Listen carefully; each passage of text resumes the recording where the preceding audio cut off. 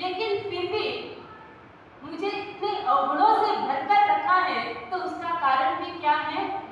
कर्म है। मेरे वितराग स्वरूप को भी इस कर्म ने इस तरह से ढककर रखा है कि मैं उस अक्षय स्थिति आनंद का अनुभव नहीं कर पा रहे हैं, तो उसका कारण भी क्या है? कर्म है।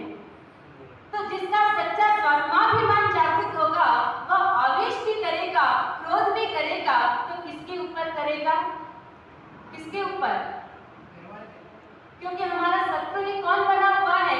ये कर्म, ये कषाय मेरे शत्रु हैं, जिसके कारण मेरी सारी स्थितियां इस तरह से विपरीत बनी हुई है, और इसी कारण ये कर्म मुझे संसार में रुला रहा है।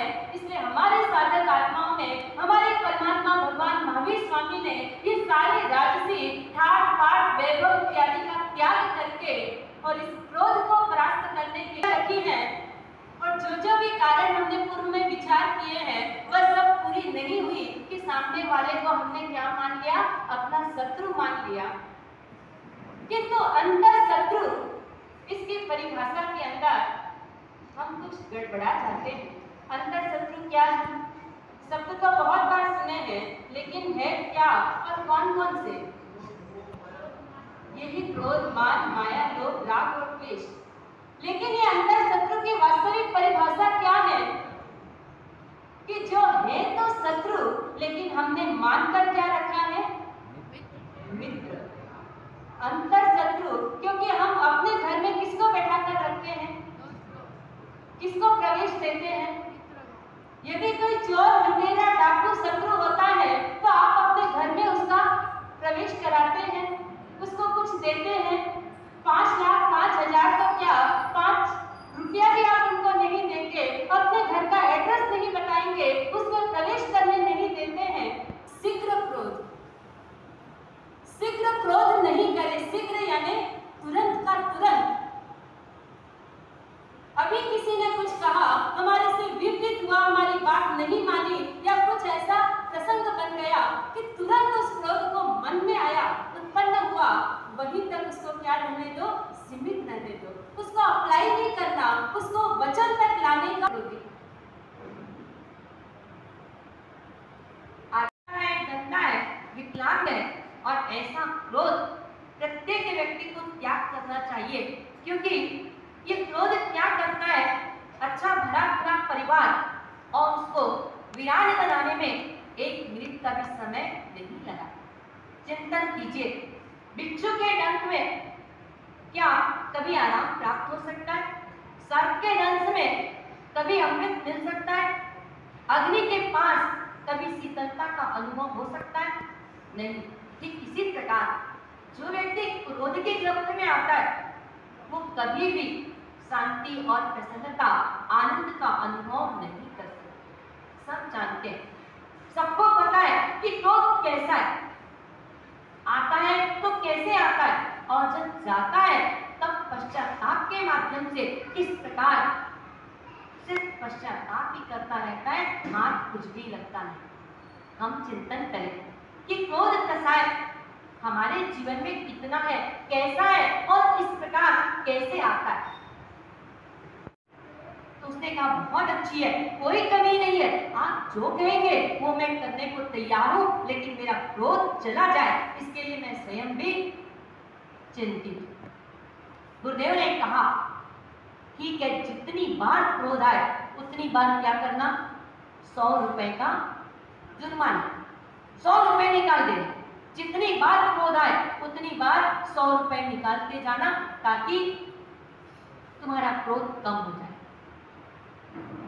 देखिए, 100 रुपए का जुर्माना गुरुदेव ने दे दिया, और उसने सोचा कि अब क्रोध करना कम हो जाएगा। लेकिन जिसका स्वभाव है, जिसका शब्द ही क्रोध से निकलता है, वो जल्दी से कैसे शांत होगा? कोशिश करते करते 24 घंटे के अंदर 22 घंटे क्रोध आया और 2200 रुपए जुर्माने का भर लिए। 24 घंटे में सिर्फ 2 घंटा नहीं आया, जिसमें हम सोते कितनी देर है, तो सोचो सोने के समय भी शायद क्रोध आया होगा। सिर्फ 2 घंटा नहीं आया, 2200 रुपए जुर्माने के निकल गए। कोई खेद नहीं है कि 2200 रुपए निकल गए। बोले गुरुदेव निकल गए तो निकल गए, लेकिन गुस्सा शांत नहीं हुआ, कम नहीं हुआ, बहुत गुस्सा आता है। गुरुदेव ने कहा कि अब इसके लिए क्या करना चाहिए? अब रुपए तो उतना ही निकालना है, 100 रुपए ही निकालना है, लेकिन इसके लिए टैग बदलना पड़ेगा। और क्या बदलना पड़ेगा? ये टैग है कि जिनके ऊपर तुमको गुस्सा है उन्हीं को तुमको क्या देना है? 100 रुपए देना। जिस पर भी गुस्सा करो उसे 100 रुपए गिफ्ट में दे दे। उसने कहा महाराज साहब ऐसे भी नहीं होगा, ये गुस्से करूं और उसको वापस रुपए दूं, ये तो मैं हंसी का पात्र बनूंगा। लेकिन गुरुदेव ने कहा करके देखो, आजमा के देखो, हो जाए कम हो जाए, बस ठीक है। वहां से चला, काम से निकला, बॉम्बे गया, एक टैक्सी में बैठा, जल्दी जाना था। टैक्सी वाले ने थोड़ा घुमा दिया, मीटर ज्यादा घूम गया। पैसा देते वक्त गुस्से में आया, और जैसे ही गुस्से में आया, जितना मीटर घुमा था उतना तो देना ही था, उसके अलावा 100 रुपए एक्स्ट्रा प्राप्त करेगा। लेकिन आज सहना कोई नहीं सीखता है, आज तो सब जवाब देते हैं। पर हम अपना चिंतन करें। जब स्कूल के अंदर पढ़ने के लिए गए तो एक अक्षर ऐसा है जो 3 बार आता है, अ आ ई उ ऊ। उसमें एक अक्षर ऐसा है जो 3 बार आता है और लास्ट में आता है ह। वो शब्द कौन सा है? सब 12 खड़ी पढ़ के आए, आप भी, हम भी, बच्चे भी पढ़ रहे हैं। आज बच्चे भी ज्यादा है, रविवार का दिन है। बोलो बच्चे, कौन सा शब्द आता है? में तपता है। सोना जितना अग्नि में तपता है उतना उसके अंदर निखार आता है। व्यक्ति भी जितना सहन करेगा, जितना इस प्रकार से कष्टों के साथ जुड़ेगा, उतना उसका पावर बढ़ेगा। और बहनों, आप सबके अंतर में विराजमान पवित्र आत्मा को मेरा नमन। क्रोध क्या है? क्रोध एक उबलते हुए पानी की तरह है। उबले हुए पानी में हमें हमारी परछाई नहीं दिखती है, वैसे ही जब हम क्रोध में रहते हैं तब हमें कोई भलाई नहीं दिखती है। हम क्रोध में सोचना भूल जाते हैं, हमारी सोचने की ताकत खत्म हो जाती है। जब हम जापान में 300 साल पहले एक वैज्ञानिक ने प्रयोग किया, उसमें उन्होंने 3 पौधे लिए, तीनों पौधों को सेम तरीके का, एक तरीके का पानी दिया, एक ही तरीके का बीज बोया, एक ही तरीके की मिट्टी दी। लेकिन पानी देते वक्त पहले पौधे को उन्होंने अच्छे भावों से, शुद्धता से पानी डाला, दूसरे पौधे को क्रोध से भरे हुए शब्द को बोलते हुए पानी डाला, और तीसरे पौधे को एकदम समान तरीके से पानी डाला।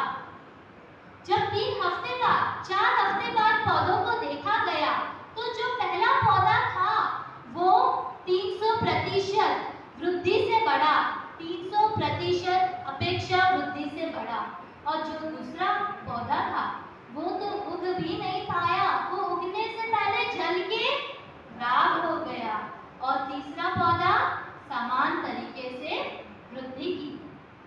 दूसरे पौधे को तो सब कुछ एक तरीके का ही मिला था ना, पानी, मिट्टी और बीज, लेकिन उनका विकास रुक गया।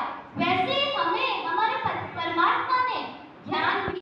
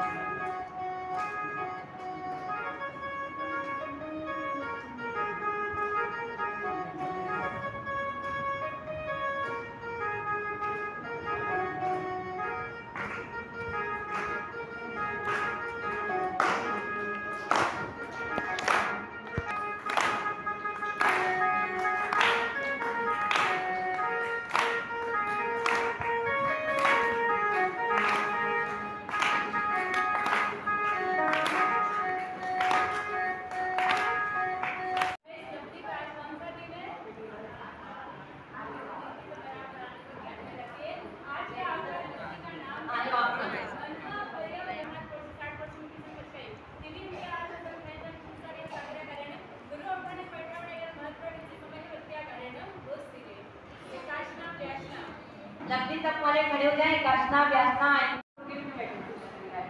एक खबर जोशी परिवार की तरफ से गिफ्ट।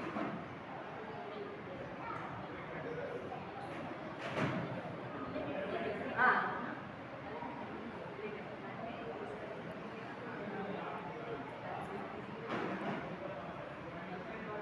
सभी अपना अपना लिखने में ध्यान दें, क्योंकि समय बहुत मतलब कम है आपके पास।